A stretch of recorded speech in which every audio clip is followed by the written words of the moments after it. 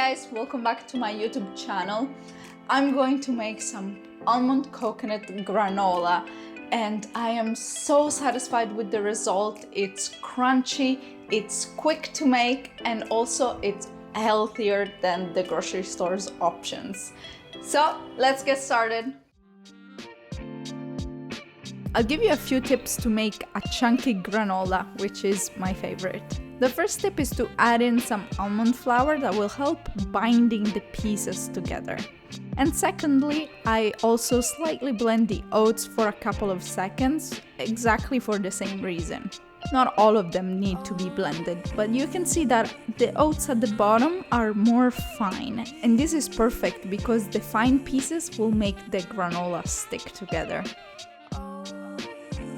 I also add in some puffed quinoa, but obviously if you can't find them, just substitute the same amount with rolled oats and it will work fine.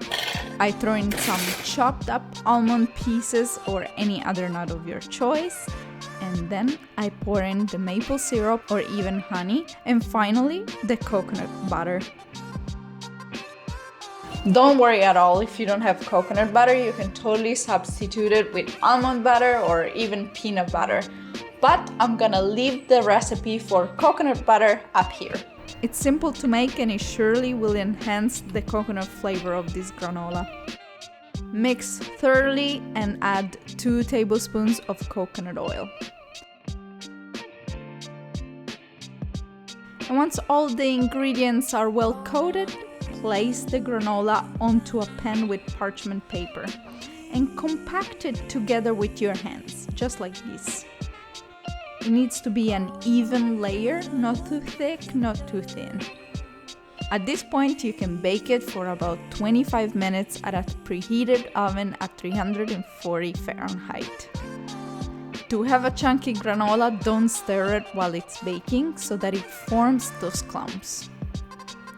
Then let the granola cool down completely before breaking it into chunks.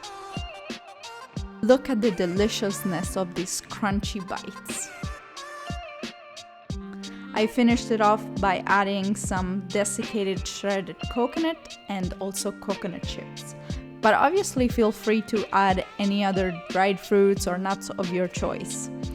A few more options could be like dried apricots, hemp seeds, chocolate chips, raisins, and so on. This granola is perfect to add as a topping on yogurt, smoothie bowls, or simply with milk.